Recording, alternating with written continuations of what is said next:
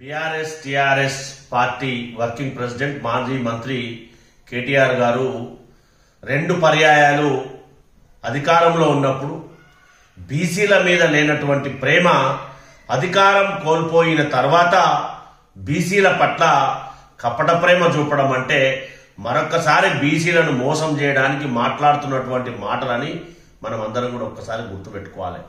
రెండు పర్యాయాలు తెలంగాణ రాష్ట్రం ఏర్పడ్డ తర్వాత బీసీలకు స్థానిక సంస్థల్లో ఉన్నటువంటి రిజర్వేషన్లు తగ్గించి ఎన్నికలకు పోయి ఎన్నికలు నిర్వహించినటువంటి మీరు అధికారంలో ఉన్నప్పుడు బీసీలకు కల్పించవలసినటువంటి రిజర్వేషన్లు కల్పించకుండా అధికారం కోల్పోయిన తర్వాత మరొక్కసారి ఇప్పుడు డ్రామాలు ఆడే ప్రయత్నం చేయడం అనేది చాలా శోచనీయాంశం అనేది కాంగ్రెస్ పార్టీ పక్షాన ఖండిస్తా ఉన్నాం.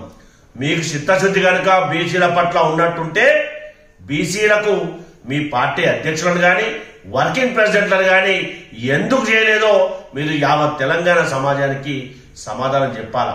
అది చెప్పకుండా బీసీలను మరొకసారి స్థానిక సంస్థల్లో వాడుకోవడానికి మోసం మాటలు మాట్లాడడం మానుకోవాలని చెప్పి కాంగ్రెస్ పార్టీ పక్షాన హెచ్చరిస్తా ఉన్నాం. దాంతోపాటు గౌరవ మాజీ మంత్రివర్యులు హరీష్ రావు గారు పోలీస్ వ్యవస్థను చిన్న చూపు చూసే విధంగా మాట్లాడమంటే చాలా శోచనీయాంశం.